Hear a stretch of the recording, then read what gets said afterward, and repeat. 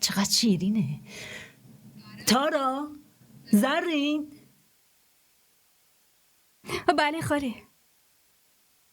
دخترم اینو تو درست کردی؟ نه خیلی تارا. چرا؟ چی شده؟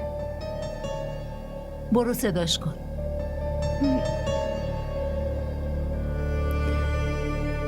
ای تارا جون، ای تارا خانوم، خاله صدات میزنه.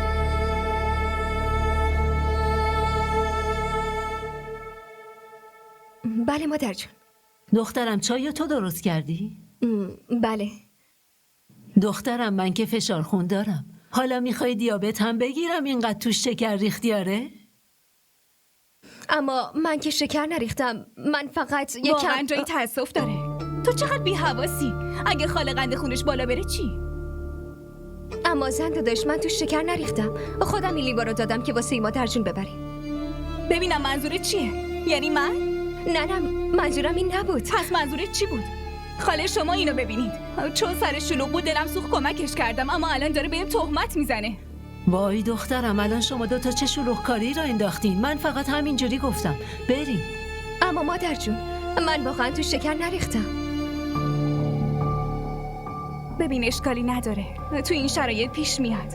در ضمن آرمانم خیلی حواستو پرت میکنه، مگه نه خاله؟ دخترم من چندین بار بهت گفتم حواستو جمع کن. آره دیگه تارا جون، ما هممون خیلی دوستت داریم. پس تو هم مسئولیت داری که حواست به هممون باشه. حتی تو امروز به هم تهمت زدی، اما من بزرگی کردم و ناراحت نشدم، چون تو رو مثل خواهرم میدونم.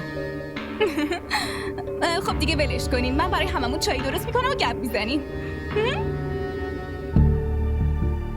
دستت درد نکنه. خب دخترم برو تو استراحت کن. چشم.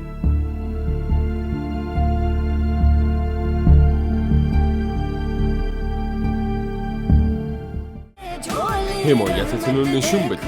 لایک و اشتراک گذاری فراموش نشه. حال دم هرم تو